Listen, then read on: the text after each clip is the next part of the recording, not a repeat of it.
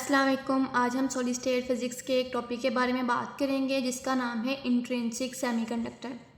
Intrinsic होता क्या है? ये यानी वो चीज़ जो अपनी असली फितरत से हो, बाहर से ऐड ना की गई हो।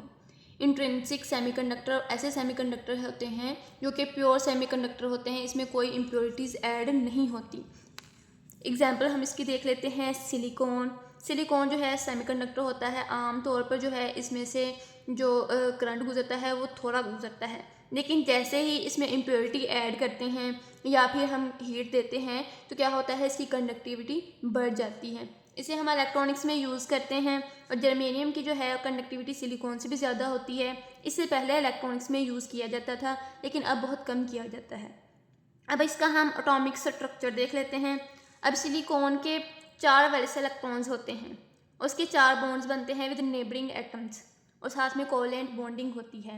ये हमारे पास डायग्राम है, इसे देख लेते हैं। ये हमने देखा कि सिलिकॉन एटम्स हैं, ठीक है। सिलिकॉन एटम्स जो हैं वो एक दूसरे के साथ अपने वैलेंस इलेक्ट्रॉन शेयर कर रहे हैं और बॉन्ड बना रहे हैं, कोवैलेंट बॉन्ड। अब क्या होता है, इसमें 4 एटम जो हैं वो कनेक्टेड होते हैं। ये इस तरीके से ये 4 एटम कनेक्टेड होते हैं, ईच शेयरिंग इलेक्ट्रॉन। हर कोई जो है वो इलेक्ट्रॉन को शेयर कर रहा होता है। All electrons are in band, और तमाम इलेक्ट्रॉन जो है वो बैंड में मौजूद होते हैं।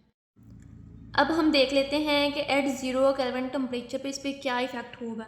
जब हम 0 केल्विन टेम्परेचर देंगे तो इसमें फ्री इलेक्ट्रॉन्स नहीं होंगे और ना ही कंडक्शन होगी, यानी कि ये इंसुलेटर के तौर पर बिहेव करेगा जिसकी कंडक्टिविटी बहुत कम होती है एट हायर टेम्परेचर। यानी जब हम बहुत ज़्यादा टेम्परेचर देंगे तो फिर क्या होगा, electrons gain thermal energy. Electron जो है वो थर्मल एनर्जी को हासिल करते हैं। बॉन्ड्स ब्रेक, और जो बॉन्ड्स बने होते हैं वो टूटते हैं। जब बॉन्ड टूटते हैं तो इलेक्ट्रॉन जो होते हैं बिकम फ्री, यानी कि वो फ्री मूव करते हैं। अब हम देख लेते हैं electron hole pair. Energy electron has 1 whole.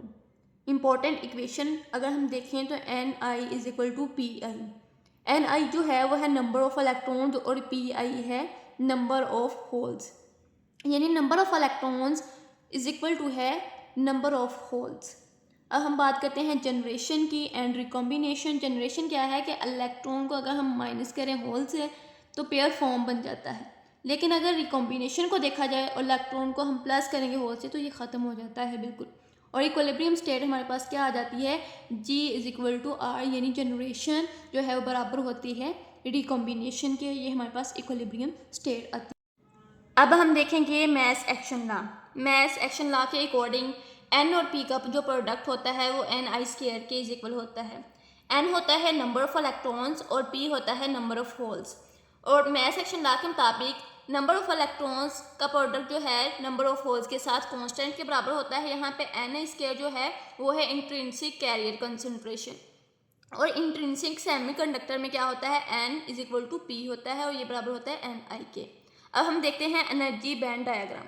ये हमने पहले भी देखी हुई है एनर्जी बैंड डायग्राम, जिसमें वैलेंस बैंड होता है, इसमें इलेक्ट्रॉन टाइटली बॉन्ड होते हैं। फिर हमारे पास एनर्जी गैप आ जाता है और यहाँ पे हमारे पास कंडक्शन बैंड होता है।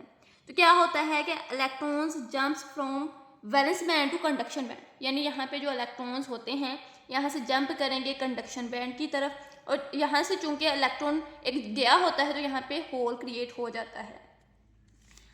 अब हमने देखा कि intrinsic semiconductor conduction depends on temperature, यानी इंट्रिंसिक सेमीकंडक्टर जो है इसमें कंडक्शन जो है टेम्परेचर पे डिपेंड करती है। ऐसा क्यों होता है कि जैसे ही हम टेम्परेचर को बढ़ाएंगे तो एटम्स की एनर्जी ज़्यादा हो जाएगी। जब एटम्स की एनर्जी ज़्यादा होगी तो उसकी कंडक्टिविटी बढ़ जाएगी और नतीजे में क्या होगा, इलेक्ट्रॉन्स और होल्स दोनों ही बढ़ जाएंगे।